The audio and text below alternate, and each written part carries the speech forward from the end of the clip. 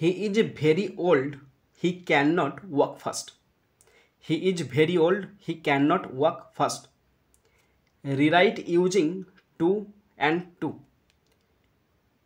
এখানে এই দুটো সেন্টেন্স আছে, দুটো ইন্ডিভিজুয়াল সেন্টেন্স। এই সেন্টেন্স দুটোতে টু টু ব্যবহার করতে হবে। মানে হলো তিনি খুব বৃদ্ধ, তিনি দ্রুত ছুটতে পারেন না। এখন প্রথম সেন্টেন্সে যে ভেরিটা আছে না, ওই ভেরিটা উঠে যাবে, উঠে যায় টু বসবে।